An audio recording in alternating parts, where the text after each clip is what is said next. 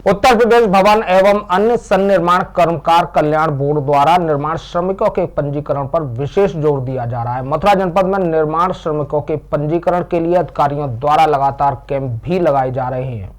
उत्तर प्रदेश में रहने वाले निर्माण श्रमिकों की आर्थिक स्थिति को सुदृढ़ करने के लिए उत्तर प्रदेश भवन और अन्य सन्निर्माण कर्मकार कल्याण बोर्ड द्वारा श्रम विभाग के अंतर्गत पंजीकरण कराया जा रहा है।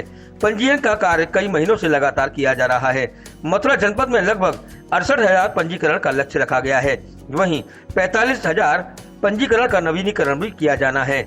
इसके सापेक्ष में अभी 50% भी कार्य पूरा नहीं हो पाया है। इस संदर्भ में शासन स्तर पर लगातार निगरानी की जा रही है। समय समय पर सचिव स्तर से समीक्षा कर उचित दिशा निर्देश भी जिला स्तर के अधिकारियों को दिए जा रहे हैं।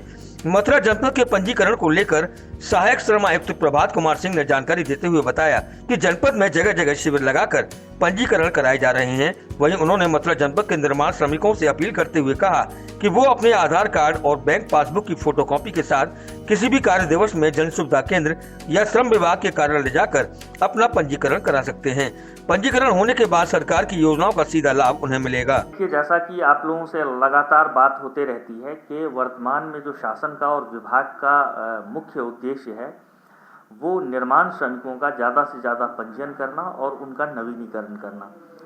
इस क्रम में नवीनीकरण और पंजीयन 30 नवंबर तक पूर्णतः निःशुल्क कर दिया गया है, यानी श्रमिक को किसी भी प्रकार का कोई शुल्क नहीं देना है और वो जन सेवा केंद्रों के द्वारा या श्रम विभाग के कार्यालय में आके अपना पंजीकरण निःशुल्क करा सकते हैं या नवीनीकरण। पंजीकरण में किन डॉक्यूमेंट्स की आवश्यकता होगी श्रमिकों? पंजीकरण के लिए जो आवश्यक डॉक्यूमेंट हैं वो हैं, एक तो आधार कार्ड की छाया प्रति और दूसरे उसके बैंक पासबुक की छाया प्रति, जिसमें अकाउंट नंबर और IFSC कोड पठनीय हो, ताकि हम उस श्रमिक को जब किसी योजना का लाभ दे सकें तो उसके खाते में धनराशि का अंतरण किया जा सके।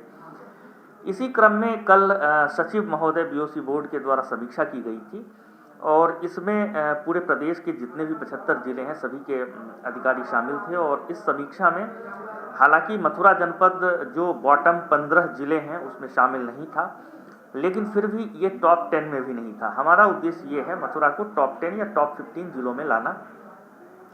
इसके लिए हम लोग विशेष प्रयास कर रहे हैं, जगह जगह कैंप्स लगा रहे हैं, श्रमिकों को आप लोगों के माध्यम से और समाचार पत्रों के माध्यम से लगातार अवेयर कर रहे हैं कि वो जो निःशुल्क पंजीयन और नवीनीकरण हो रहा है, चाहे कितने भी पुराने पंजीकरण हो गए हों जिनका नवीनीकरण नहीं हुआ होगा, वर्तमान में वो नवीनीकृत करा सकते हैं। पहले यह सीमा 40 महीने की थी, यानी कि 3 वर्ष और 4 माह पुराने पंजीकरण को ही नवीनीकृत किया जा सकता था, लेकिन वर्तमान में ये सीमा भी खत्म कर दी गई। यानी किसी का पंजीकरण अगर 4 साल पुराना है वो भी नवीनीकृत हो जाएगा, 5 साल पुराना है वो भी नवीनीकृत हो जाएगा।